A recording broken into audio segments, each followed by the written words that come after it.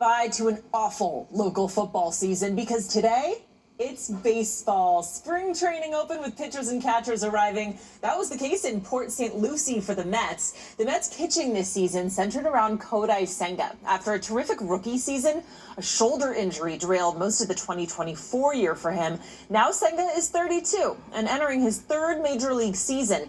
And manager Carlos Mendoza has a new plan for his starting rotation, provided Senga stays healthy. Depends on Senga, obviously, but if Senga's healthy, which he is, knock on wood, there's a good chance we'll go with a six-man rotation, throughout the year, and even with some off days included there. So, we got options, we got depth, so that's good too.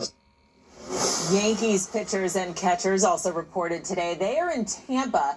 Ace Garrett Cole hopes having Max Fried in the rotation will take some of the pressure off, but it's day one of spring training, and of course the questions today centered around making it back to the World Series. For reliever Luke Weaver, just making the playoffs for the first time in his 9-year career was a blast. We all want to win. For me last year, I'm just a dude that was trying to get to the playoffs for the first time, and felt like I was in a good spot to get there, and finally getting there was like each round felt like a bonus to me. I'm just like, oh, this is pretty cool.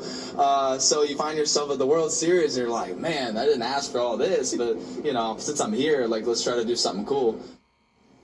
Let's go to college basketball. St. John's is riding high. The Red Storm ranked 9th in the country, their highest ranking in 25 years. After wins over Marquette and UConn, up next, a trip to Philly for Villanova. Now, last night, Rick Pitino and the Red Storm found their signature win. They went to Storrs, Connecticut, and took down UConn, the defending Big East champs and two-time defending national champs. The team is happy for the recognition, but it is way, way too early to start celebrating.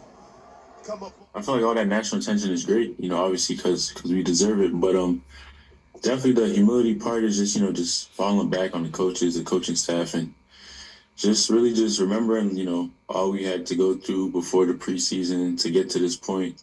Coach Pitino always tells us that the killer to success is ego. More on the Red Storm coming up tonight in Sports Nation Nightly, including a one-on-one with head coach Rick Pitino. Corey, Shirley? All right, Kate, thank you. Well, you could get refunded